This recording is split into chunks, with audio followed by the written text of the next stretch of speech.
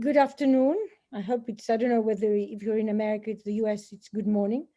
But for the rest of us, I think it's either good afternoon or good night. We're delighted to see you again. And this is, I think, the fourth lecture of the third session of the webinars that from Konkan to Coromandel that has been organized by the Deccan Heritage Foundation, the Center for Islamic Studies, at the University of Cambridge, and His Highness Sri Kandadatta Narasimharaja Wadia Foundation in Mysore. It's always a pleasure to see you, but it's always a pleasure to have younger scholars who are really working on new material or old material revisited with new solutions. And that is what our present today's lecturer is going to talk about.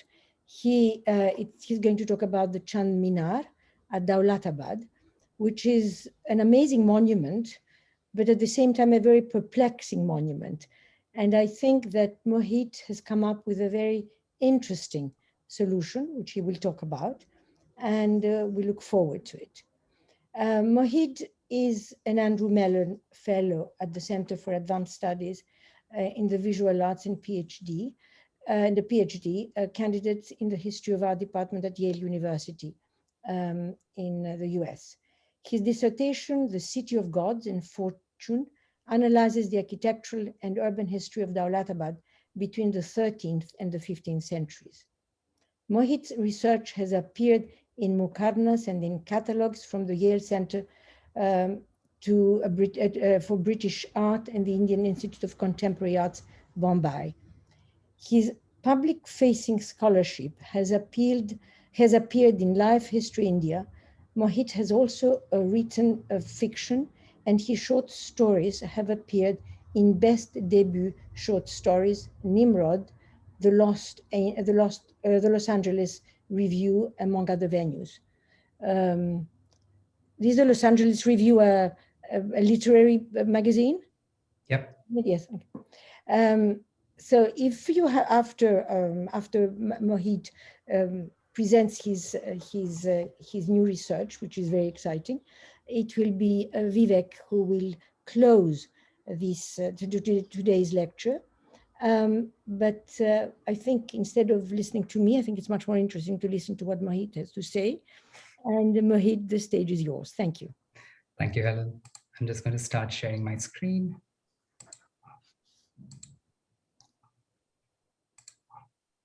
Okay, can someone confirm that they can see the screen?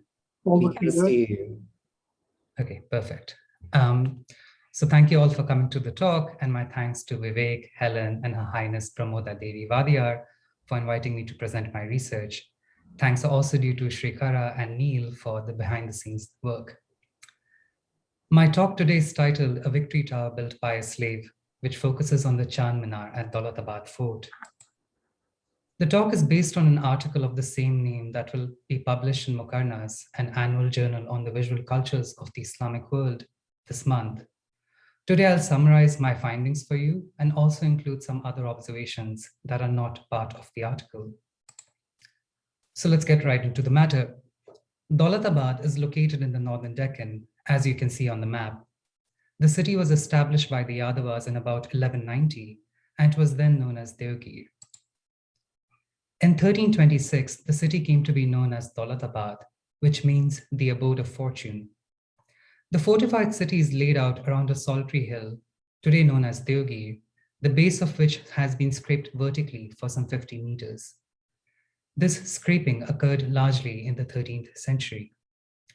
A series of interlocking fortifications and moats further strengthened Daulatabad's already formidable defenses. The city was continuously inhabited from the 12th to the 18th centuries, and its built environment is a veritable palimpsest from different time periods. In written accounts from across these periods, one frequently finds writers exalting Daulatabad as one of the strongest forts, if not the strongest fort in the country. A visitor approaching the city in 1446 would have witnessed a sight not dissimilar from what this image shows. Although if the visitor had known the city from an earlier trip, made only, say, 3 years ago, he would have been struck by the sudden appearance of a tall, red-colored minaret, its height greater than the cliff face of Deogir Hill. It is this minaret that is the subject of my talk. The structure is today called the Chand Minar, which means the moon tower in Hindi and Urdu. Although the Chand Minar has long been recognized as a major work of South Asian architecture, surprisingly little is known about it.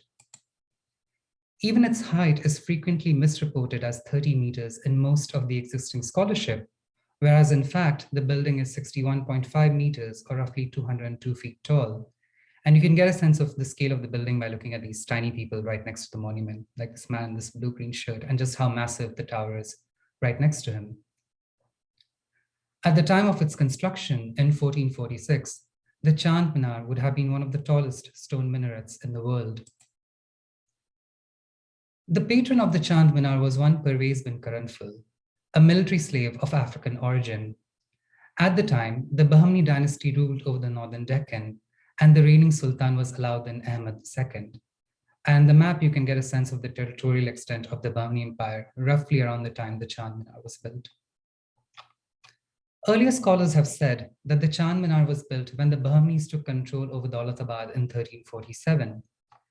Unfortunately, this interpretation fundamentally misreads the history of the region and ignores the epigraphs within the building.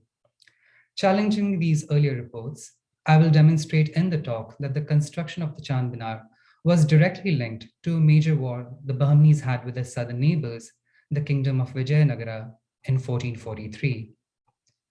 I will demonstrate how and why the Chand Minar's makers adapted the typology of Victory Tower, utilized by the Delhi Sultans, for their own purpose.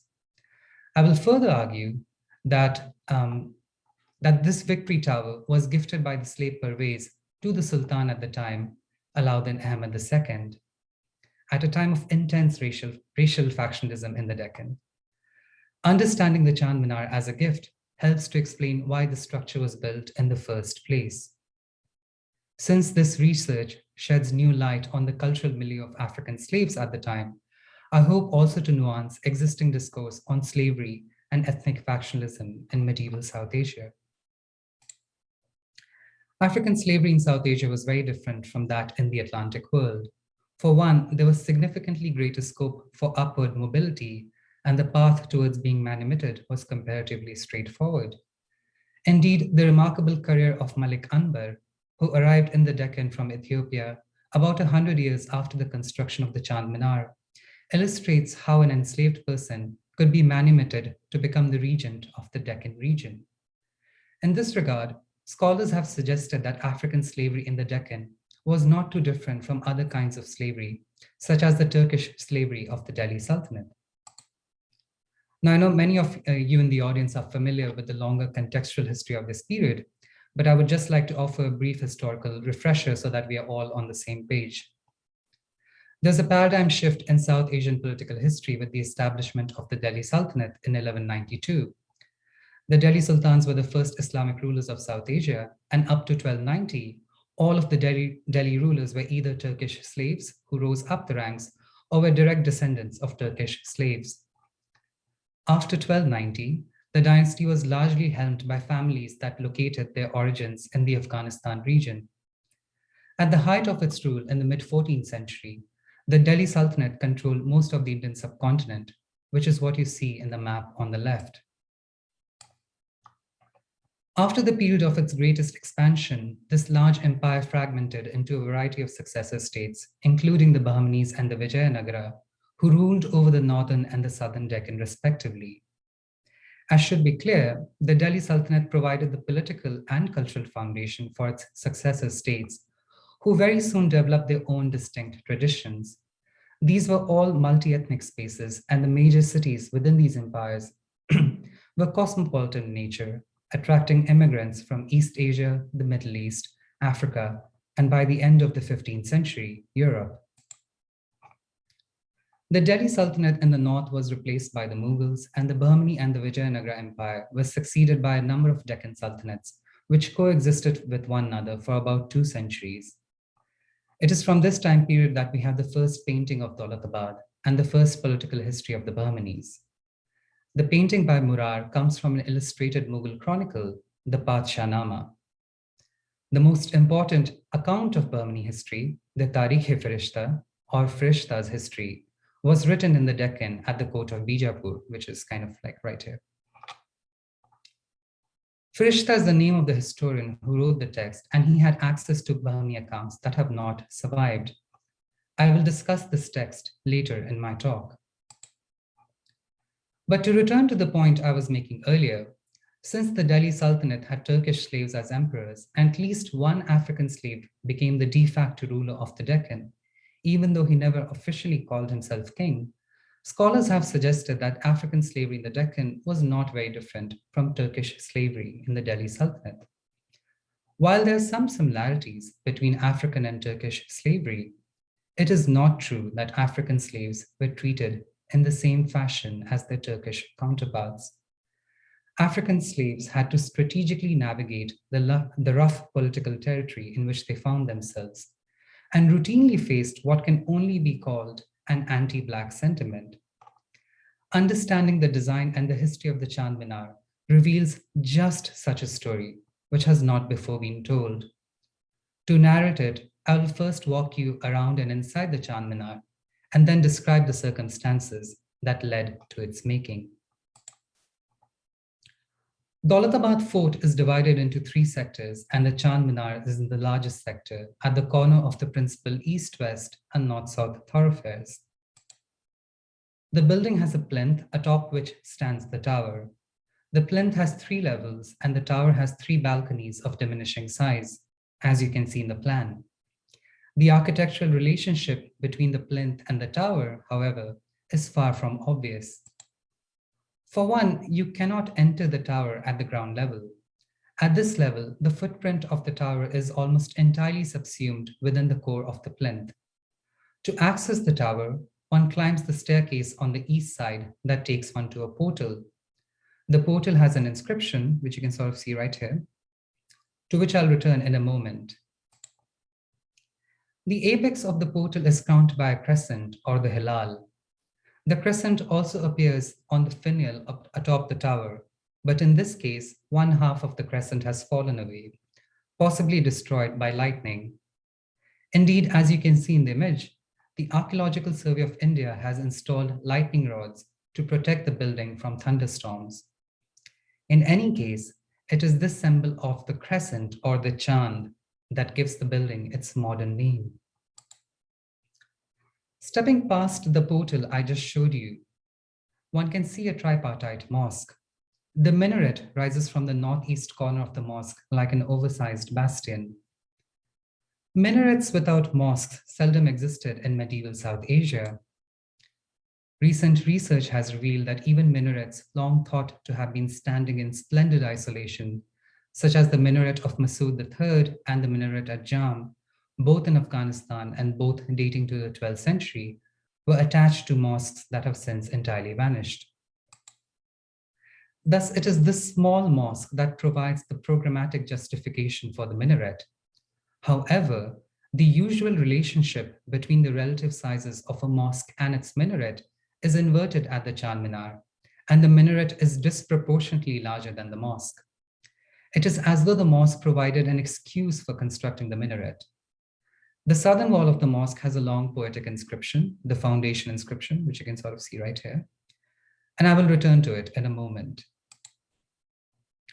On the north side of this level is a tripartite pavilion, which might have provided courtly and royal visitors to the building, a shaded space for relaxing. The minaret cannot be accessed from the level of the mosque either. To get there, one takes another set of stairs opposite the mosque that leads one to the mosque's roof. It is from here that one can enter the tower. From this level, there are no stairs within the tower that can take one to the ground level. The apex of the tower entrance shows a peculiarly shaped emblem. It's hard to see the emblem in the photograph, so I've included a line drawing.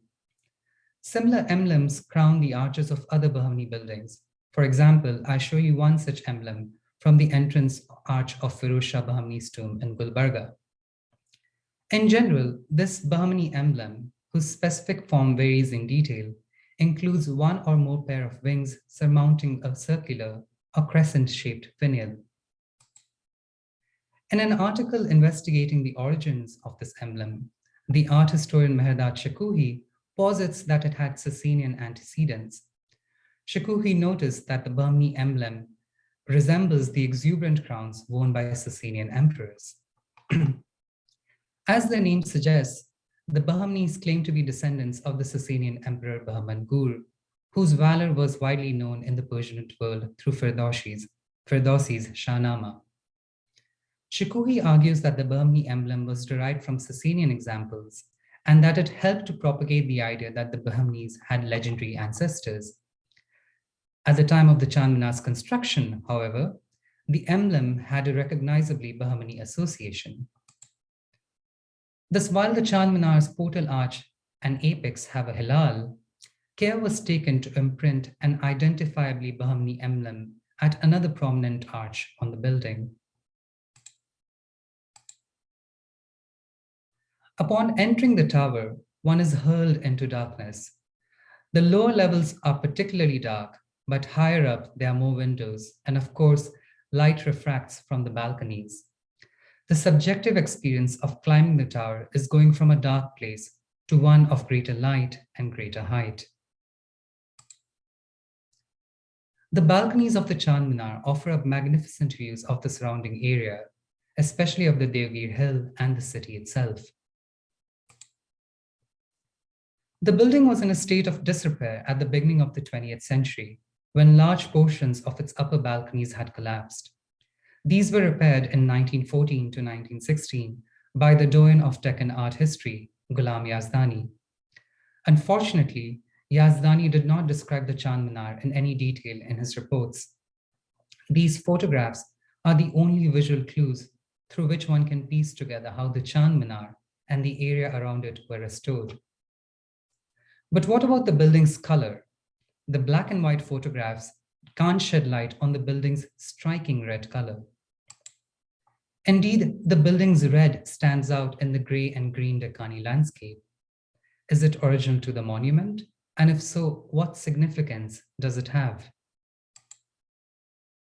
As you can see in the photograph, the Chand Minar is constructed out of regular blocks of gray basalt, a stone common in the igneous Deccan Plateau, and was then coated with plaster the color of red sandstone. Some inner portions, like the arch of the mosque, which you can sort of see right here. I should also note that this photograph is from the mosque level of the building. So some inner portions, like the arch of the mosque, were covered in white plaster. The Archaeological Survey of India maintains that the building had a red and white plaster coating, at least since the time it came under their jurisdiction in 1948.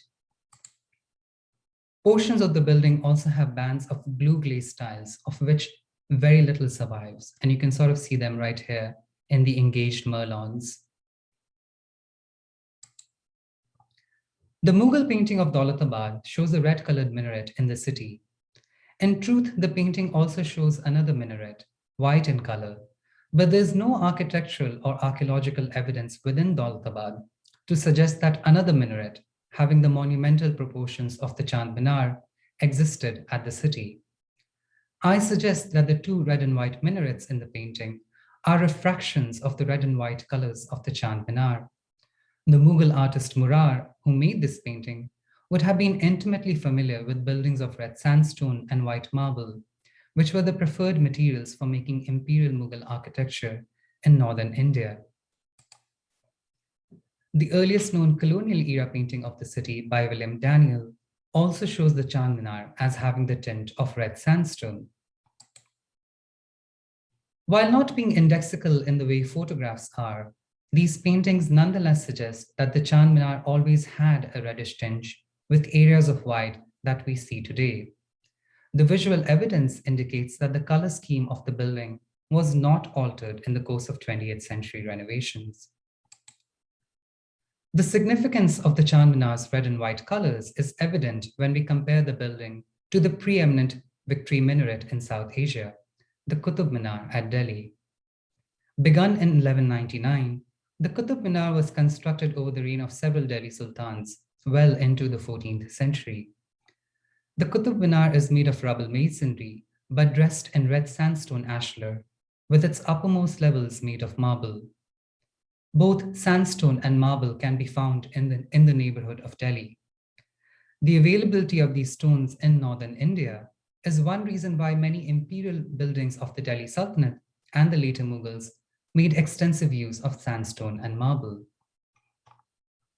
In the Deccan Plateau, however, neither sandstone nor marble is easily available. By covering a building made of grey basalt in red and white plaster, the makers of the Chand Minar were explicitly citing the materiality of northern Indian buildings, in this case, the Qutb Minar. Furthermore, the middle section of the Chand Minar's tower has lobed flutings similar to that of the second level of the Qutb Minar, which you can sort of see right here, that and that. As Eba Koch has pointed out, this is an instance of an architectural citation, where a specific feature of the unique design of the Qutb Minar has been referenced in the architecture of the Chand Minar. In its own time, the Qutb Minar was understood to be a victory tower.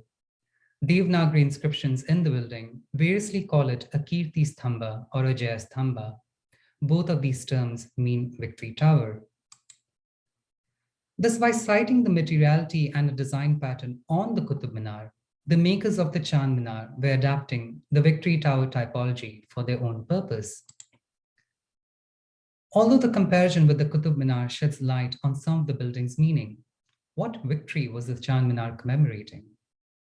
To answer this question, we have to turn to the contemporary history of the building, as is revealed from its inscriptions and the main primary text on the Bahmanis, Firishta's history. The portal inscription of the Chand Minar is a short couplet in Persian. Aya Sultan Alauddin Dilat Shad, Mubarak Bad Een for Khonda Bunyad. O Sultan Alauddin, may your heart be pleased. Congratulations on this auspicious foundation. Early accounts of this inscription have described it as a sort of prayer, but it throws up a host of more interesting questions than a commonplace eulogy for the Sultan. First, the way in which the inscription is arranged highlights some information more than the other. Although the first hemistich is visibly proclaimed, the second is tucked in the corner, as though it were a secret to be revealed only at close encounter.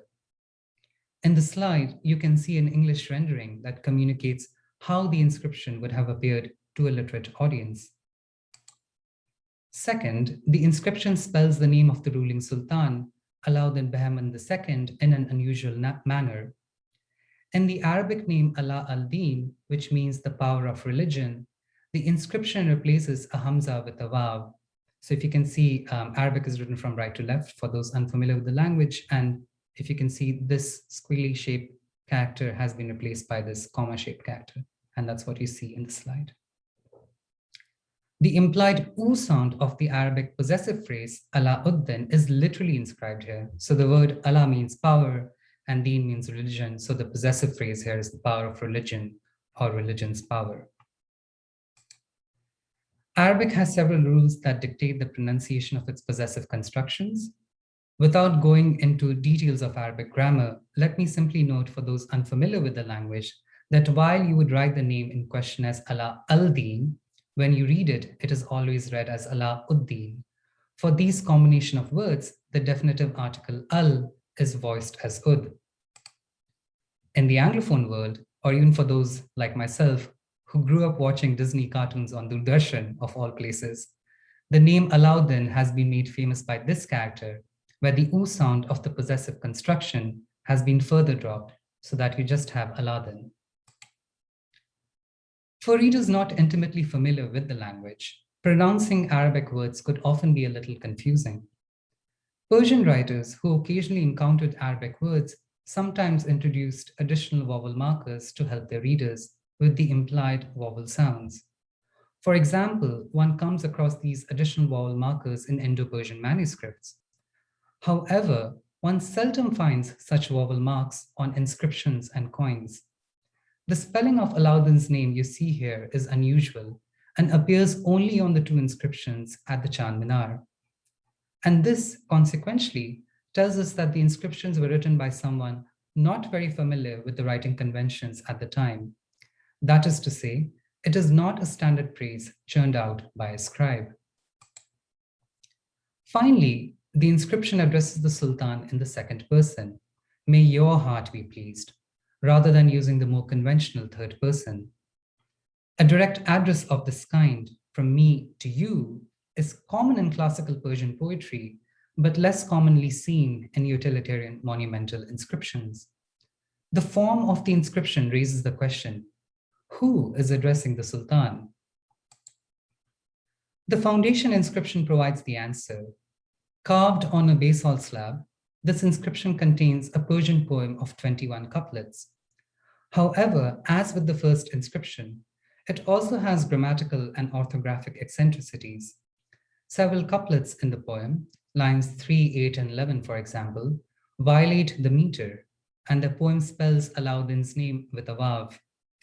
These factors suggest that both the first and the second inscriptions were written by the same person, a person who was evidently a novice in the various rules governing the composition of Persian poetry.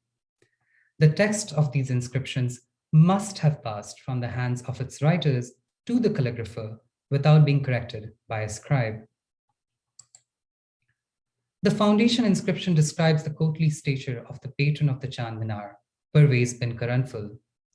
I suggest that Parvez is the writer of the two inscriptions. Now, I'm not going to read my entire translation of the inscription, so let me just summarize the main points for the purpose of this talk. The inscription says that Parvez was at Alauddin's court at Bidar until one day the Sultan summoned him and said, "Our heart and soul takes delight from you, and we gift you Daulatabad." Parvez's hair was then combed, he was given a red seal and the prestigious insignia of the fish. When he got to Daulatabad, his brethren rejoiced. Upon Parvez's order, they constructed the minaret in 3 years. The date of the minaret is given as 849 Hijri, which is 1446 CE.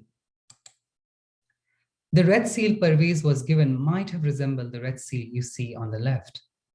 Equally, the fish insignia, known in Persian as mahi maratib, was a literal mark of a fish given to courtiers who had achieved distinction.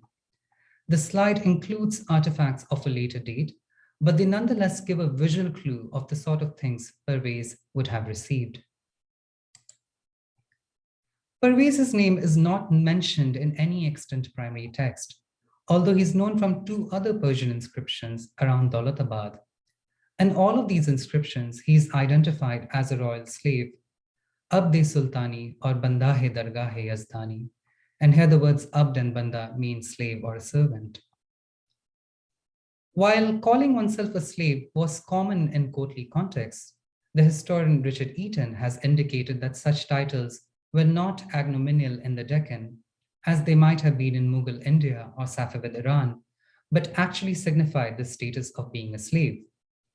By this time in the Deccan, there was a well-established tradition of African military slavery, with slaves primarily being captured from Ethiopia.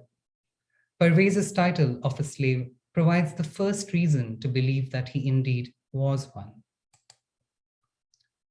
Another reason that indicates that Parvez was a slave comes from his patronymic, Karanful, which means a clove.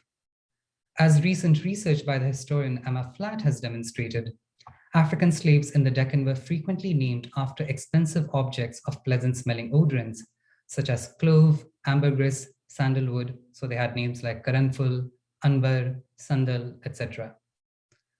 Flatt has suggested that through these names, slave owners signal the pedagogical process which his slave had undergone. The names demonstrated an apparent transformation in the slave's intellectual and ethical capacity. The clues offered by Parvez's name in the 3 inscriptions indicate that he was a military slave who rose up the ranks. Clearly, he was an important enough person to commission a monumental structure like the Chand Minar. But what was the impetus for making the building? The foundation inscription tells us that it took 3 years to complete the Chand Minar. Counting back, we learn through Firishta's history that in 1443, a large battle took place between the Bahmani and the Vijayanagara Empire. Armies from all Bahmani provinces were marshaled for this battle, something that did not happen for every skirmish with the neighboring states. And the Daulatabad army played an important role in securing Bahmani victory. From Firishta's text, we also know that around this time, there was intense factionalism between two groups of people in the northern Deccan, the gharībān and the dakkaniyān. These Persian terms literally mean foreigners and Deccanis. The gharībān had immigrated to the Deccan from the Western Islamic worlds of Iran, Iraq, and Anatolia. The Deccanis were native to the Deccan, as well as those who had arrived from northern India. Consequently, scholars have typically understood the factionalism between the gharībān and the dakkaniyān to be that of between natives and foreigners. However, complicating this neat binary is the category of Habashiyān, the Persian term for Ethiopians, but used by Firishta and other writers for Africans more generally. In Firishta's history, Habashiyān, who indeed are foreigners to India, are never grouped in the literal category of foreigners, the gharībān. Instead, they are systematically grouped with the Deccanis, and in many instances in the text, the term dakkaniyān is used as a shorthand for both Indians and Africans. As a result, I would argue that the term gharībān and dakkaniyān should not simply be understood as foreigners and Deccanis. Rather, racialized ideas are embedded in these terms. Indeed, when describing an event that occurred shortly after the 1443 battle, Firishta expands upon some of these racialized ideas. He writes that the black face or the dark skin of Indians reflected their innate maliciousness. Skin color was not the only biological feature of Indians and Africans essentialized in a negative manner. I noted earlier that African slaves were given names after pleasant-smelling odorants. The reason this was the case was because Africans were thought to smell bad in medieval Deccan.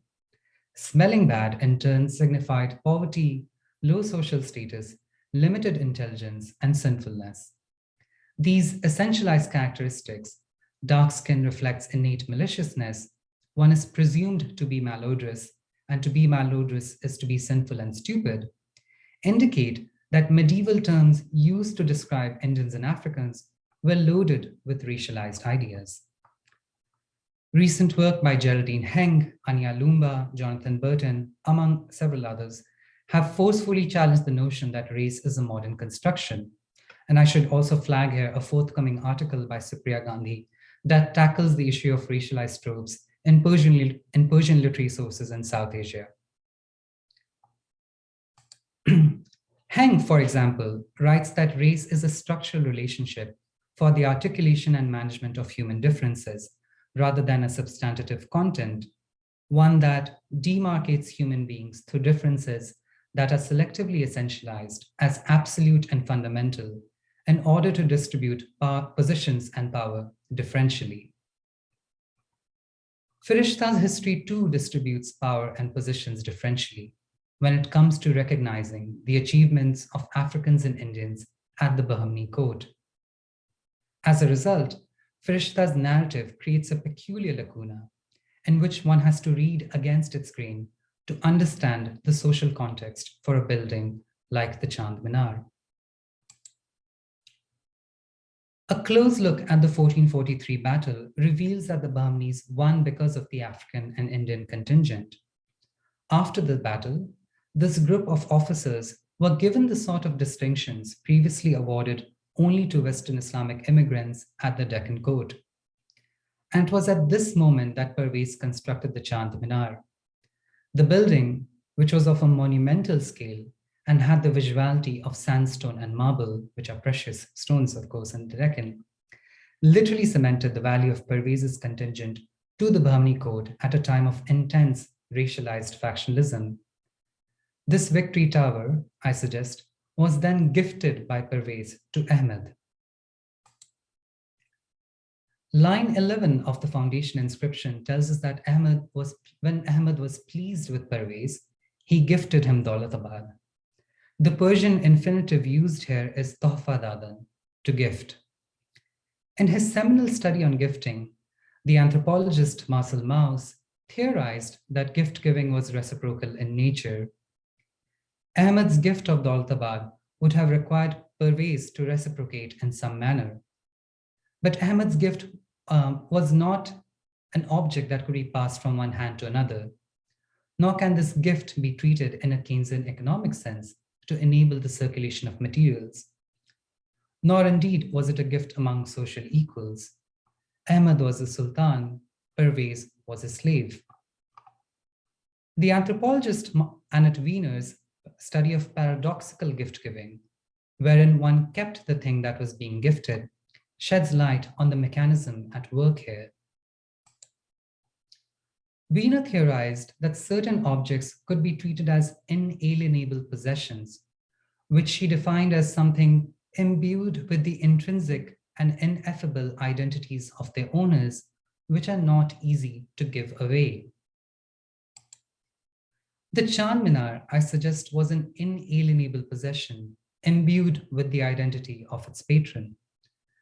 The color of the building not only connects to the red of the Qutub Minar, but also to the red of the seal Parvez received. Equally, the word Mahi, which means both a fish and a moon. So this symbol of the crescent on the building can be read as a visual pun on the imperial rank that Parvez received. Parvez offered the Chand Minar in return for the gift of Daulatabad. In practice, this return gift from the slave to the master raised Parvez's profile, allowing him to express architecturally aspects of his social and political identity while speaking directly to his king. May your heart be pleased. The demand for reciprocal inalienable gift sheds light on why the Chand Minar would have been constructed in the first place. Gift exchange among the socially unequal brought into existence a dynamic relation that was simultaneously sought after, yet submerged, proclaimed, yet disguised, nurtured, yet defeated. Such relations shaped the Chand Minar's immediate reception, for in 1454, 8 years after it was constructed, an event happened in the Bahmani kingdom that was to have a devastating effect for the African and Indian contingent. To summarize Firishta's account, a violent clash occurred between the regional tribals and the Bahmani army at a place called Chakun, which I have pointed out on the map. Many important military officers from the Western Islamic world were killed in the skirmish. Firishta complains that due to their maliciousness, Africans and Indian officers refused to help the Western officers while they were being massacred. But knowing Firishta's bias, the event at Chakun can be redescribed. African and Indian officers had warned Western officers from marching tactlessly into the dense forests occupied by hostile tribes. The latter refused to listen to them and were subsequently killed by tribal warriors. Nonetheless, when a few Western officers managed to escape the massacre at Chakun, they fled the Bahmani capital at Bidar and complained to Ahmad that the Western officers had died because Africans and Indians refused to help them in a time of need. Indeed, they charged that Africans and Indians had conspired with the Chakun tribals to massacre Western officers. The Sultan was so incensed to hear all this that, according to Firishta, he stripped African and Indian officers of their ranks, had them paraded around his capital in heavy chains, and finally dismissed them from serving important royal offices. Knowing Firishta's bias, his narrative should not be accepted uncritically. As has already been mentioned, inscriptions near Daulatabad tell us that Parvez continued to hold an important royal office at least until 1458, well after he should have been stripped of any official duty. Thus, in the political situation of the time, the gift of the Chand Minar served to neutralize some of the backlash against the Africans and Indians. While Firishta's grand historical narrative insists on the wholesale dismissal of African officers, the inalienable gift of the Chand Minar served, as Anna Tavino would say, to transcend the effects of deterioration and degeneration and to foster the conditions for growth and regeneration. And the success of this enterprise can be inferred from the mentions of Parvez as a Bahmani officer in the Daulatabad region 4 years after, according to Firishta, he should have been removed. Thank you.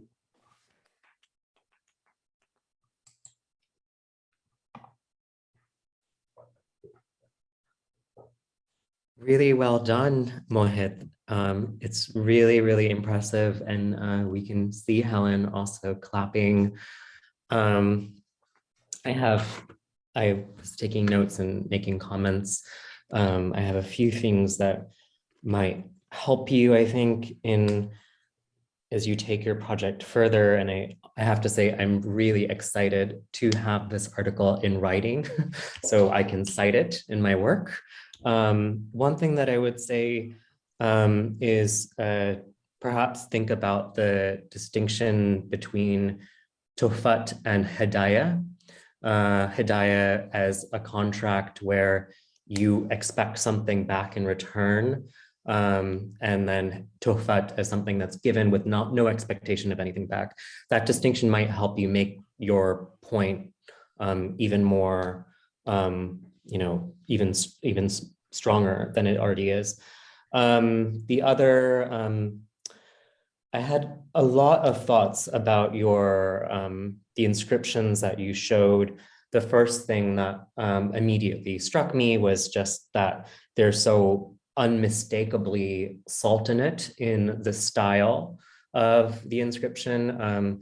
Would be useful to compare for elements against Bihari and Nasbi Divani hands, especially in that poetic inscription.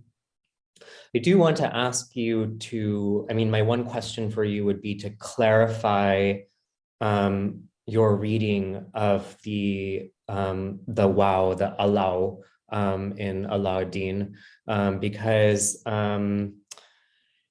the inscription, the first one, at least the square one, strikes me as something very, it reminds me a lot of Tograz, and it reminds me a lot of Fermat's, just the way in which the words are scrunched at the end. And I do wonder whether or not that, well, I mean, we can call it a mistake or a misreading or whatever you want. I think that's a bit tricky, but I do, and we also see that kind of emphasis on the name Sultan we see it all over Ottoman material, but we also see it on coins.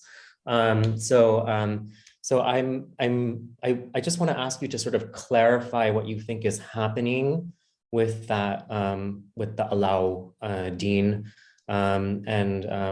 and just maybe press you a little bit on language and sort of what you think the literacy of these scribes may have been. So, and the makers of those inscriptions. But thank you so much. You did such a fantastic job. Thanks, Vivek. And thanks for those comments and questions. Yeah, I think, well, what I was trying to get at with the allow part is that when I finally noticed, and of course, how earlier scholars had translated it, no one had noticed the extra wow. So when I saw it, I was like, oh, what's this doing here? And then I compared it with every other inscription that I could find of every Alauddins, and there are several in India. And this is not something that shows up. So it's sort of like, for me, the value of that wow was trying to connect the authorship of these inscriptions. And it seemed like that is a sort of slip in writing that would be coming in from someone who's trying to literally voice it out and is including a wow sound there, right? So rather than having just like Allah, al-Din, they're inserting the oo sound as well. So that's how I...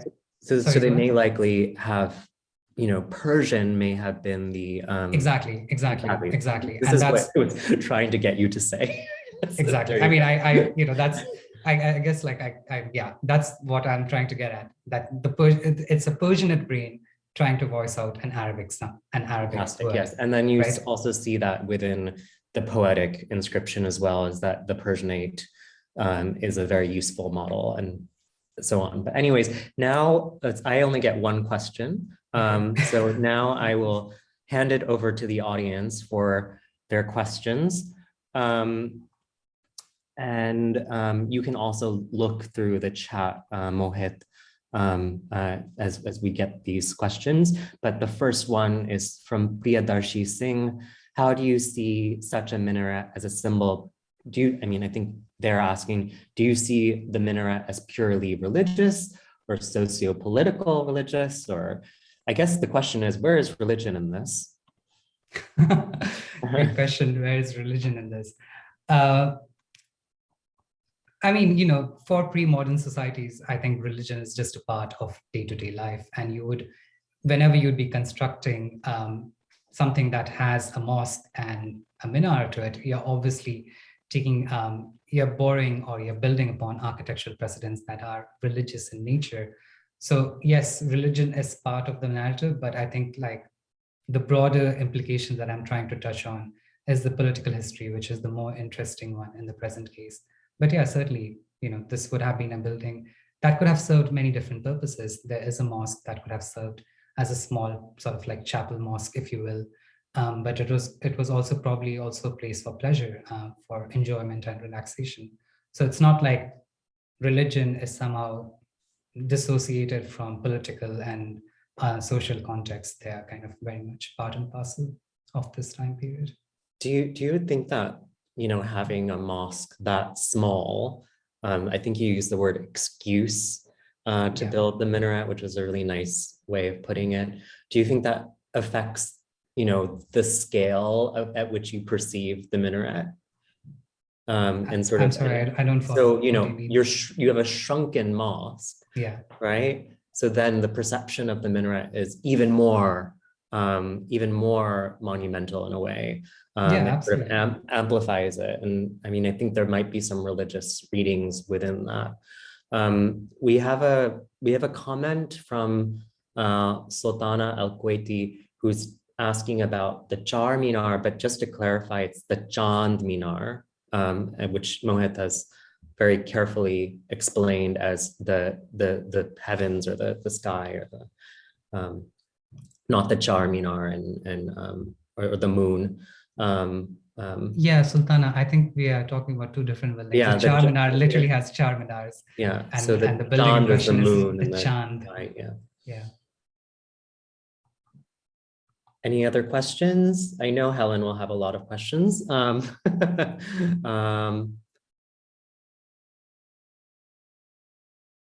We have a question from Govardhan about oral histories, and I guess the question is more about vernacular perceptions of the of minarets. Now the questions are just flowing. Now they're just like it's like hard to keep up. Sorry, hold on. Let me. Govardhan, if I understand your question correctly, you're talking about how this might have been received by the subaltern sections of lands. Alas, we don't have any information on that. So all the primary material that comes, or at least the textual material from this time period, is written by elite immigrants to the Deccan Code.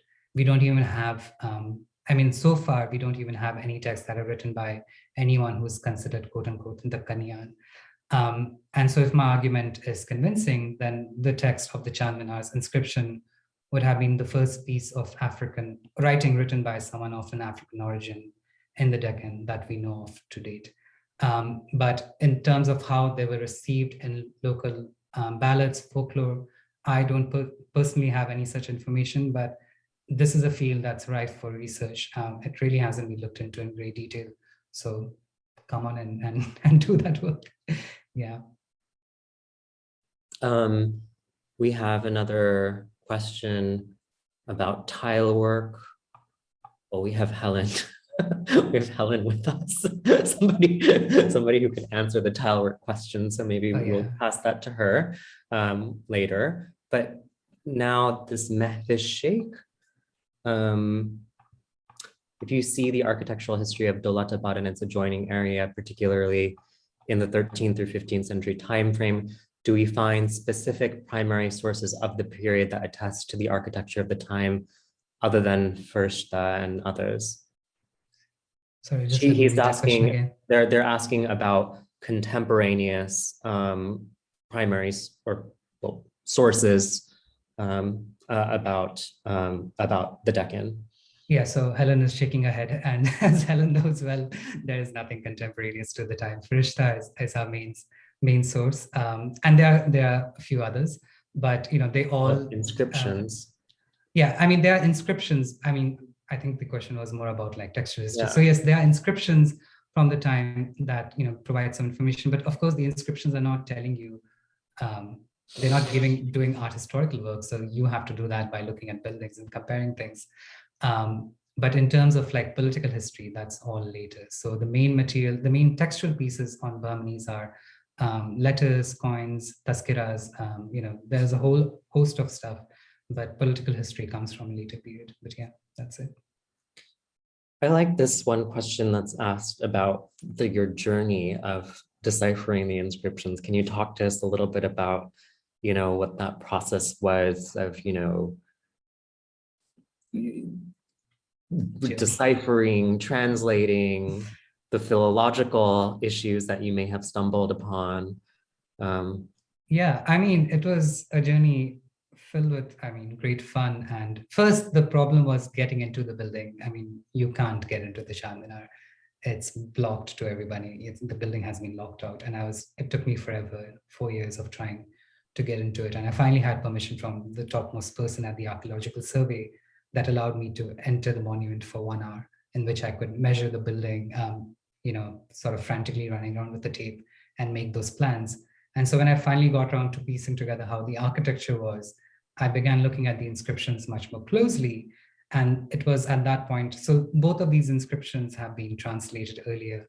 The big foundation inscription was translated in 1907, and the other inscription has been published in some other venues.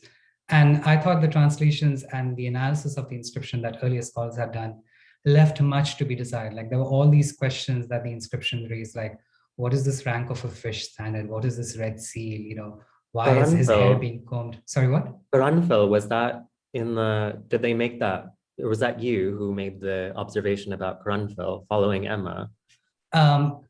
I refined, I forget the name of the scholar, but this colonial scholar did suggest that this person might have been an African person, but he said it because he said that was the case because the writing was so bad. Like that was his reason, which is, good old colonialism for you.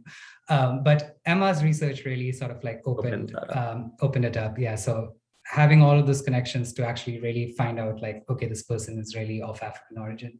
And Emma's research helped in that. But yeah, it was many pieces coming together. Yeah. In your reading of the Coromandel issue, I think it's also important to know, I made a note of this for you, that they have those names also because of their commodities. They're treated as like the slaves are treated as commodities, as are all those spices, etc. I think just as a side note. And I think Helen has just stepped away. She'll come right back, I hope. I think, Helen, it's now your time to ask all of your questions, if you have any. Well, I've lots of questions, but I don't think it's the time because I did a lot to talk about because you're raising so many interesting points that I would like to discuss with you. So, but when I see you in Washington in March. Yes, you will have a date. Thank you so much. So Mohit, I think that's the end of our time. I just wanted to say, please join me, everybody, in congratulating Mohit on this fantastic research and this wonderfully presented lecture. We really look forward to seeing the article in print, which will be in Muqarnas in this very issue of Muqarnas, which should be out, if I'm not mistaken, by the end of the month, right, Mohit? Yeah. Okay. And we also wish to wish Mohit good luck in finishing his doctorate, which we will all be reading very closely. God. Our next event is with John Guy on November 19th. Just wanted to note that it's an hour later than we started today from wherever you are. He will be presenting the Buddhist fragrant stories, the Buddhist landscape of the early Deccan. So we hope to see you all there. And that is the official close of our event today. If any of you want to stick around and ask Mohit any other questions informally, you have the floor is yours.